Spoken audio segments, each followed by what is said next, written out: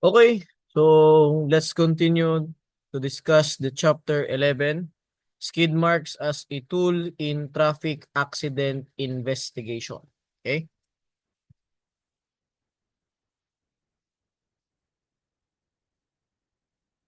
So, ayaw mag-next. Okay. Skid marks as a tool in traffic accident investigation. So paano nga ba ginagamit ang skid marks into the traffic accident investigation? So ginagawa siya, particularly the measurement of skid marks gives idea on how fast the car which left these marks was going prior to the accident. Nadidetermine, nagagamit ang skid marks, kaya measurement ng skid marks kung gaano kabilis ang takbo ng sasakyan kung bago nangyari ang aksidente. Bakit nga ba nagkakaroon ng skid marks? We all know that the wheels are rotating, right? Yes. The wheels are rotating at yung brake na tinatawag natin ay siya ang pumipigil doon sa gulong para mag-rotate. Now, when the accident will occur, anong uunahin natin ng tapak? Usually, brake. Siyempre naman, brake. Now, in the sudden stop of the vehicle, okay, in the sudden stop of the vehicle na hindi inaasahan na sobrang bilis ng takbo, hindi inaasahan na maglalak yung wheels ng gulong.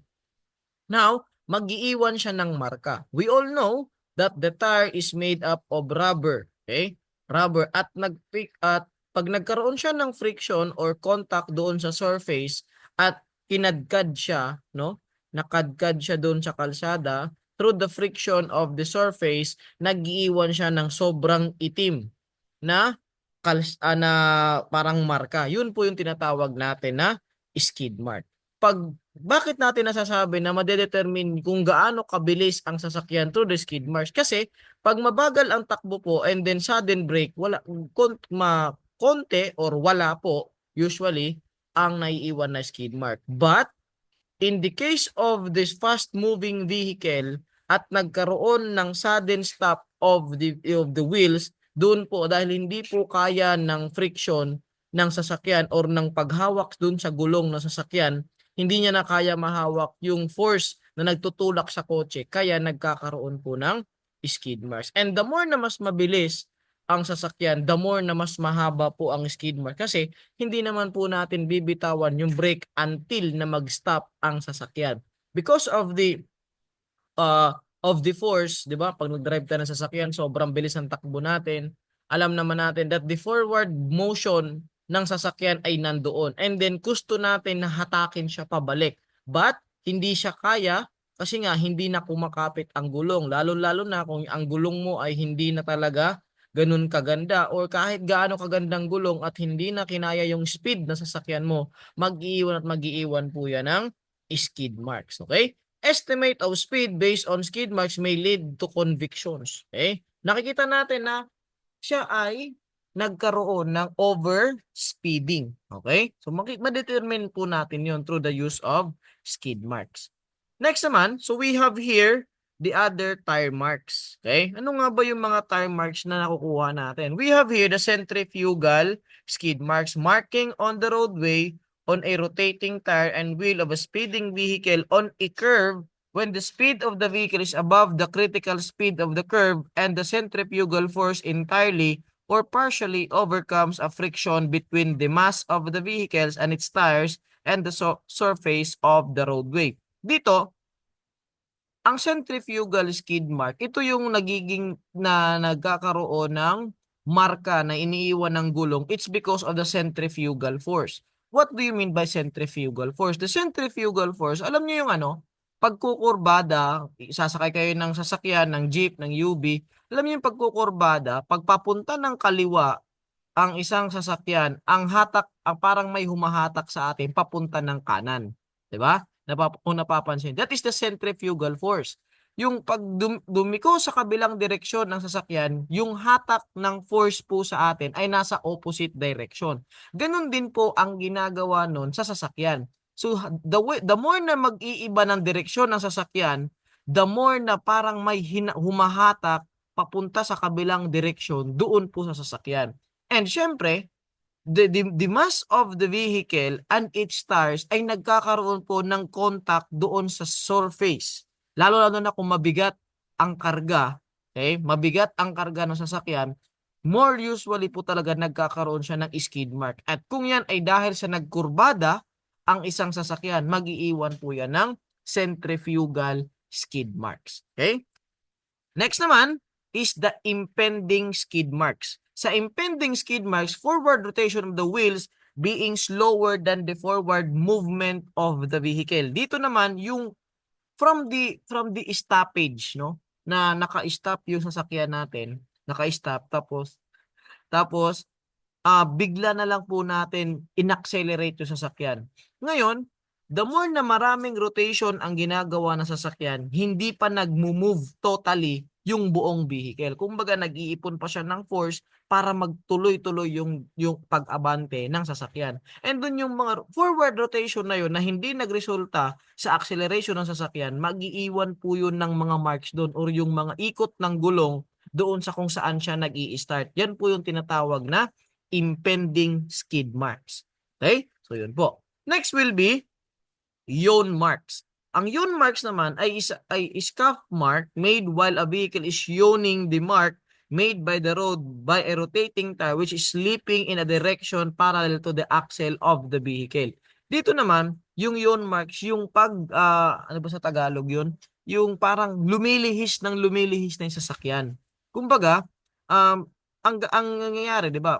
Ang ikot ng gulong natin pakaliwa, kaso yung punta ng sasakyan natin napupunta ng kanan. Parang yung pag-i-slide na mismo, pag-i-slide na ng sasakyan natin na hindi na totally makontrol ng driver kung saan talaga siya papunta. Okay? That is the yaw mark.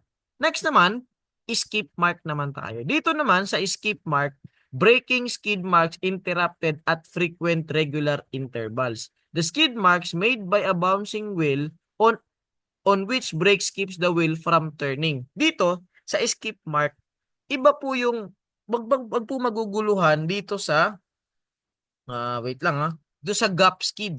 Okay, sa gap skid. Bakit? Kasi ang skip mark po kasi naka-apply lang po yung brake natin, okay? Naka-apply yung brake natin, but because of the bouncing, okay? Because of the bouncing ng sasakyan natin, nag-iiwan po siya ng marka. Habang nakalock yung wheels natin, nagba-bounce siya, so mag-iiwan po siya ng ganitong marka. Ayan po yung nakikita natin sa image. Okay, that is a skip mark. Okay? Dito naman, sa side skid mark or scuff mark naman, ito yung tulad nung kanina. Okay?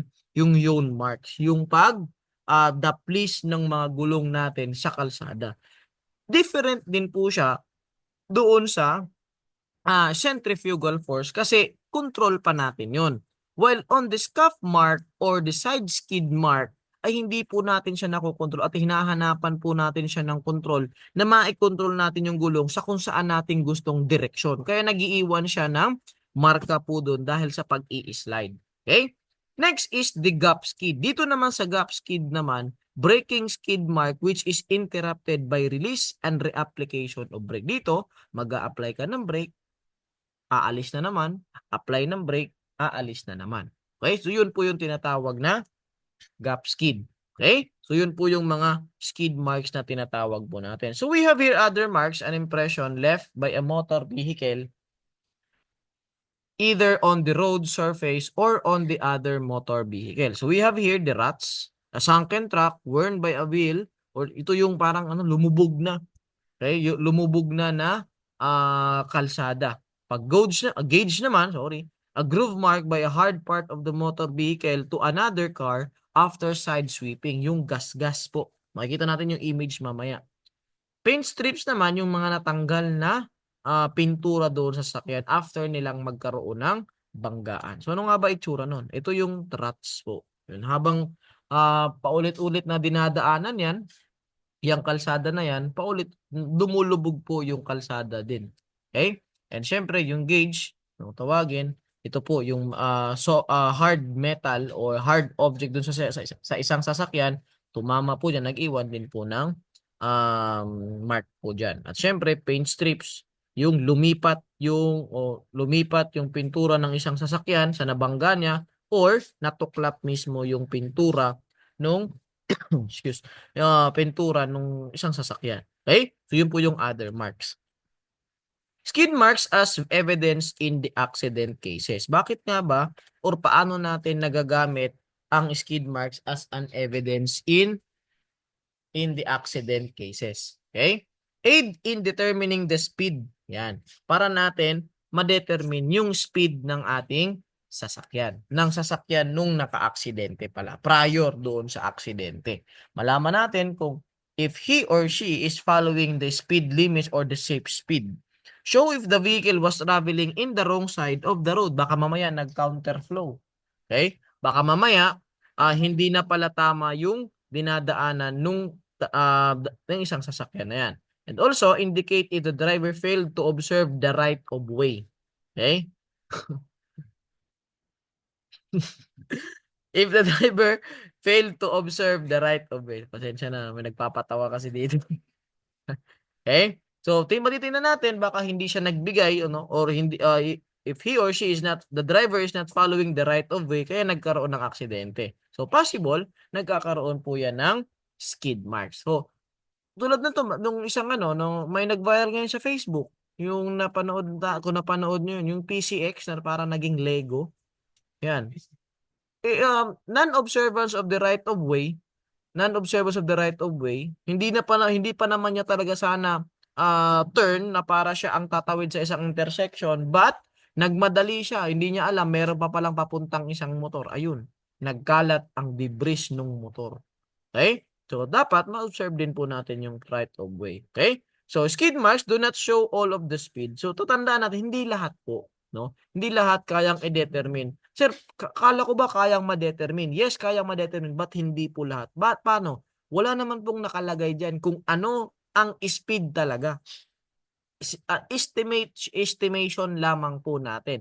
At parang magkakaroon po tayo ng hypothesis that this vehicle is a fast moving kasi hindi siya magkakaroon ng skid marks na 500 meters. O, 500 meters yung skid mark kung ganun kabagal ang takbo.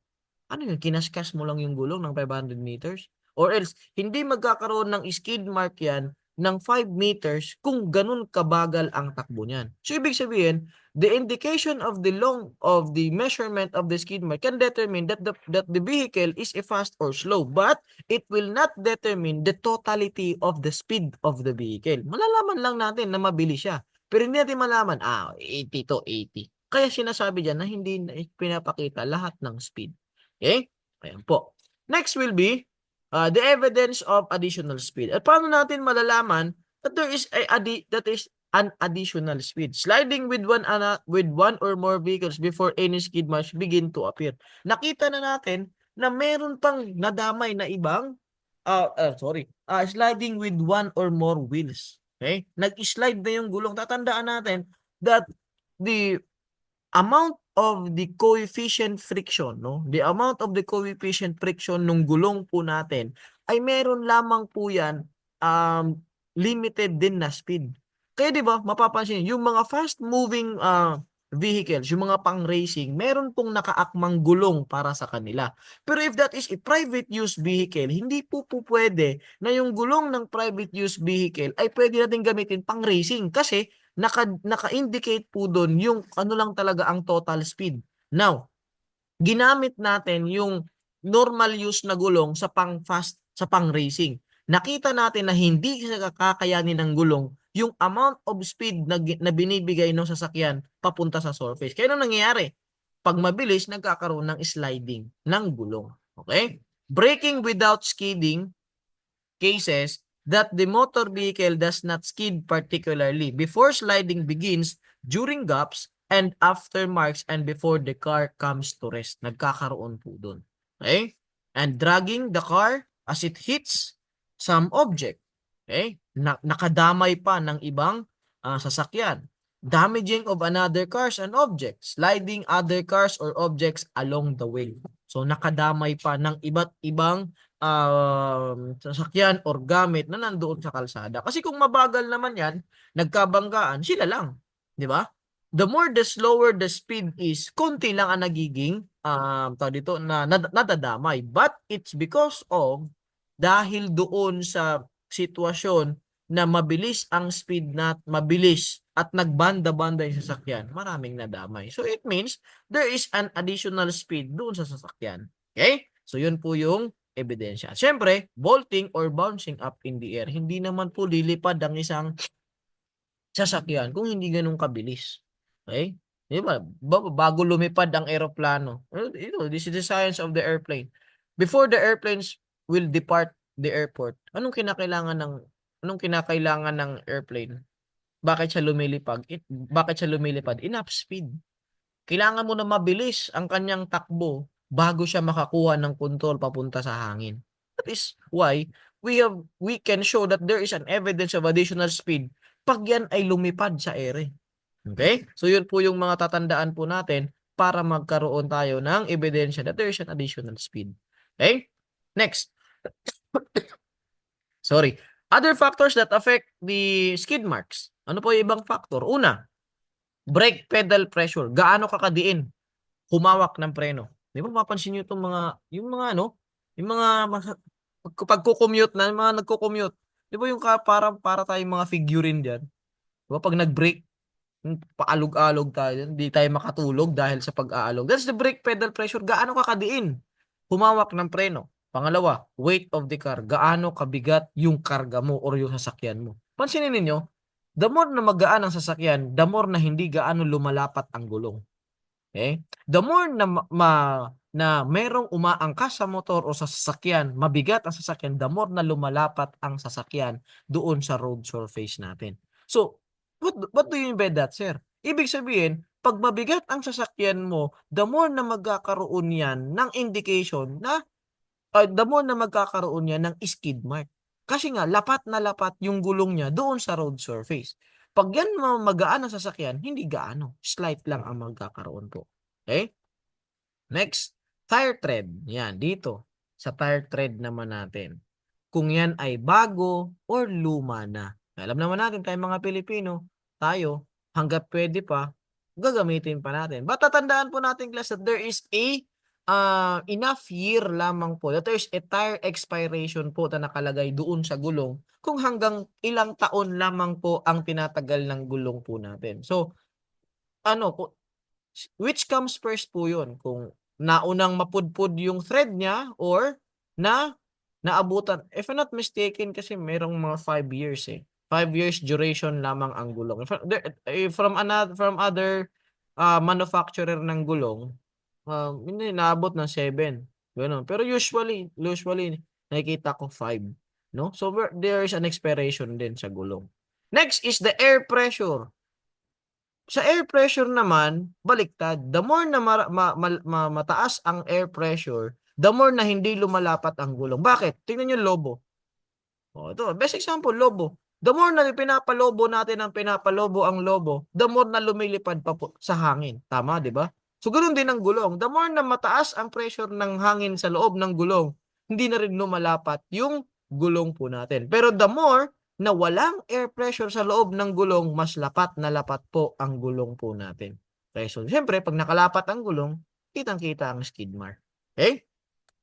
Next, tire material. Yan. Siyempre, wala naman sigurong nakakita ng gulong dito na bakal. Diba? Siyempre, natural rubber po.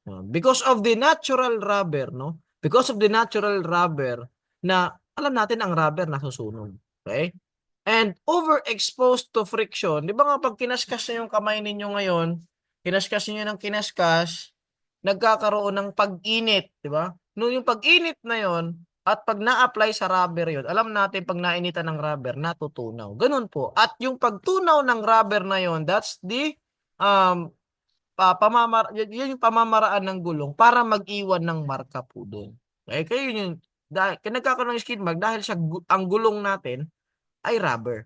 Pero kung ang gulong natin ay bakal, wala pong maiiwan doon na skid mark, kundi puro gas-gas sa kalsada. Okay? Ayan po. Next is the road surface. Tingnan naman natin yung road surface. Wala siyang skid mark. It's because yung kalsada natin sobrang kapit. Di ba? Walang skid mark kasi sobrang kapit. Pag brake mo, 120 kilometers per hour. Pag brake mo, walang skid mark kasi kumapit agad ang gulong dun sa road surface. 20 kilometers per hour lamang ang takbo. Nung nag-brake ka, nadulas na. It's because madulas ang kalsada. Okay? So yun po yung mga factors kung bakit nagkakaroon pa ng skid marks. Ano pa? Direction of slides. Makes a slight but unimportant difference. Dito, yung direction of slide. Saan banda ka nag-slide? Okay? Saang direksyon napunta yung slide mo? Doon ba sa rough surface? Doon ba sa medyo slippery surface? Okay?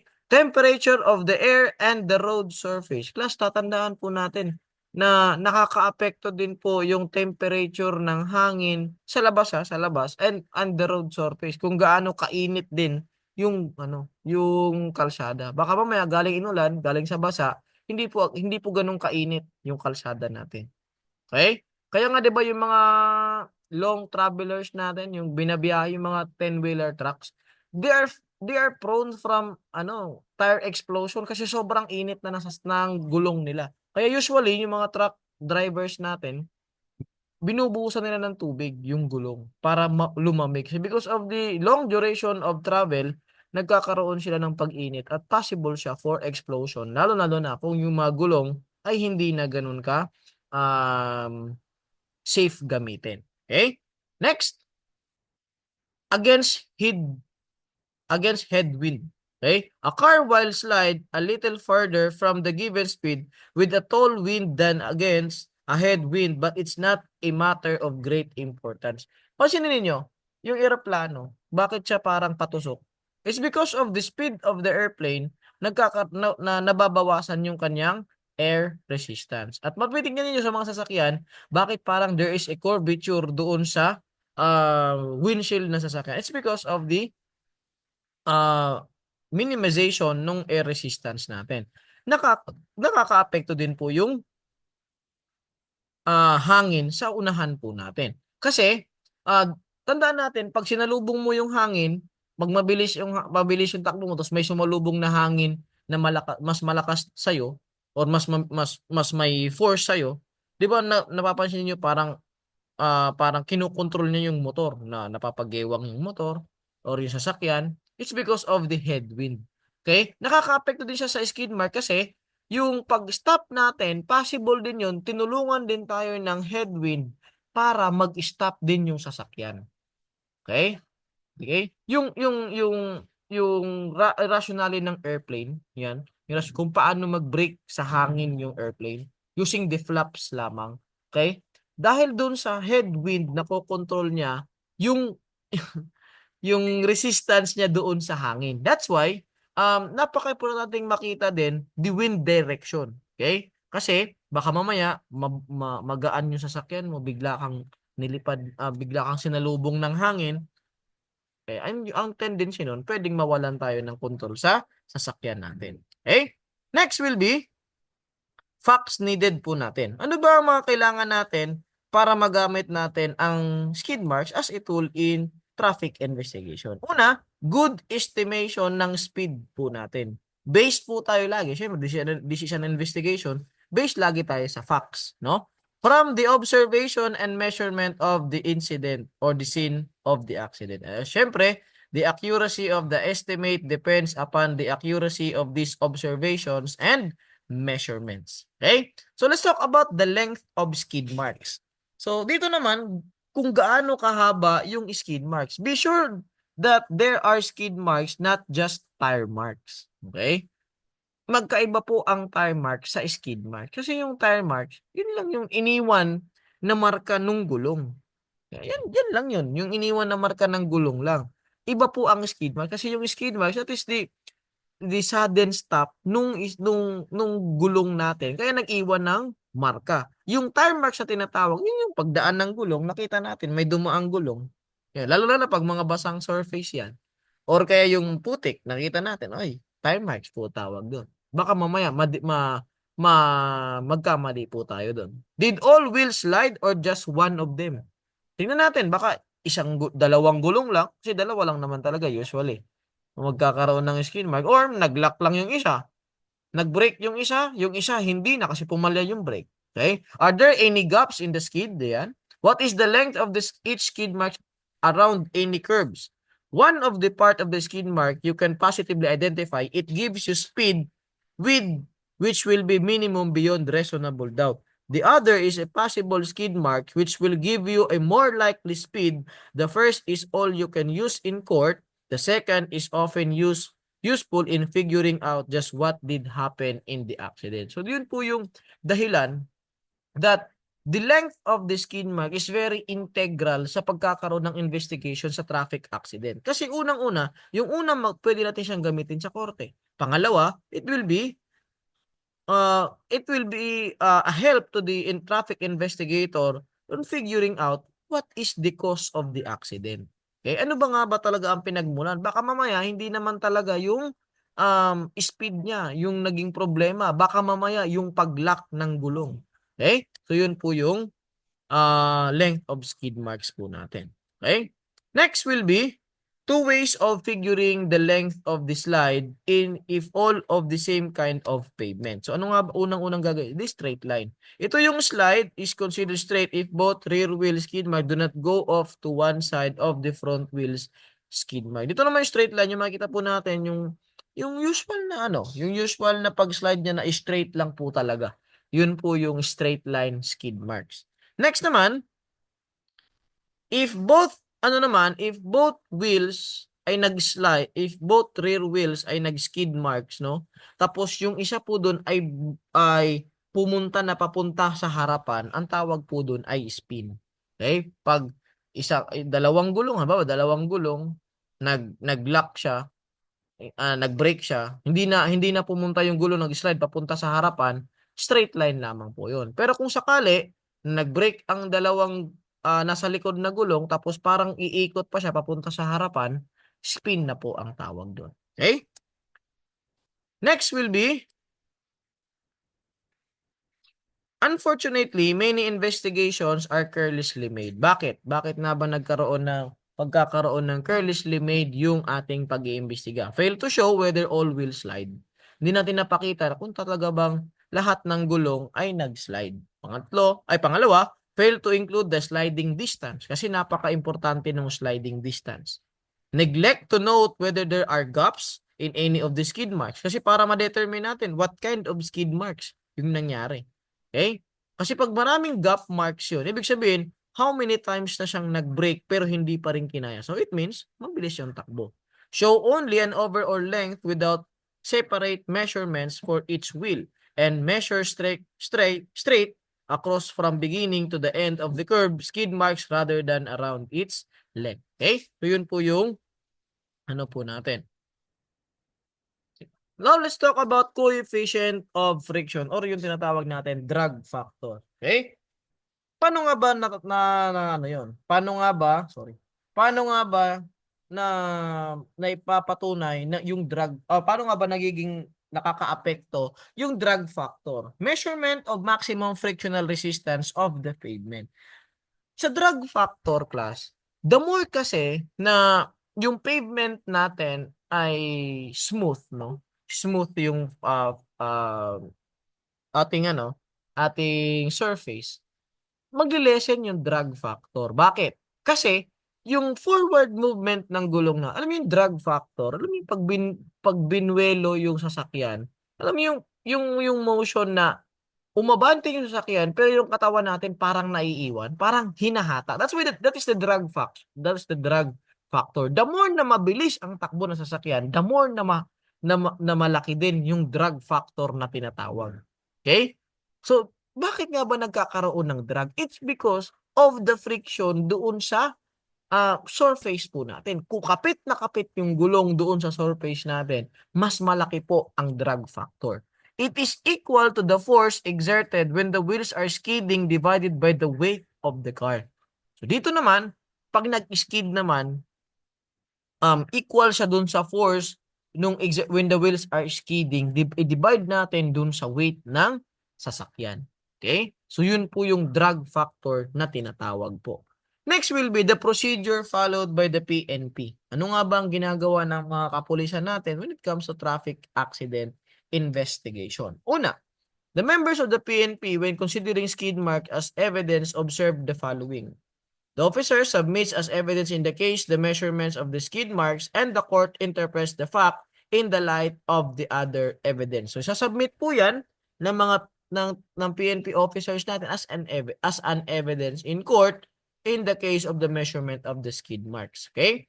And some courts require the assistance of an expert. Siyempre, tatawag po yan ng expert as expert witness. Measurement should be accomplished by two men. Siyempre, hindi po kayang i-measure yun ng isa lang. Kung isa lang, medyo nagkakamali po. And siyempre, hindi po pwedeng mawala the sketches and the photographs nung measurements po natin. Kaya 'di ba kasama naman po sa crime scene processing yung sketches and photographs. Okay? Some police departments have their officers skid a vehicle to a stop from the legal speed limit if this can be done safely and compare the skid marks with those in the accident. Nagkakaroon ng professional reconstruction. Titingnan natin, pag ako sumunod ba sa safe speed, ganito rin ba ang magiging skid mark? Ayan. That's the question. Nung nakita nung ginawa nila yung yung professional reconstruction, safe speed, wala namang skid mark. So ibig sabihin, yung accident it's resulted to a not a safe speed yung nangyari. Ibig sabihin, mabilis yung takbo. Okay? Some would draw conclusion from test based on physical calculation. Okay? Next will be measurement of skid marks. On the measurement of skid marks should meet legal standards. Siyempre, that is an investigation. So, we should follow the procedure based on the legal standards. Officers measuring the skid marks and distances should verify each other's measurement so that they can corroborate each other's testimony in court. So, dapat there will be a corroboration doon sa dalawang tao na nagme-measure ng skid marks. Evidence should be presented to show that the skid marks were made by the suspect car. Dapat mapakita natin na yung skid mark na yun ay doon talaga sa suspected car. And syempre, there should be a witnesses to testify in court. Okay? So that's all for the chapter 11. Thank you and enjoy.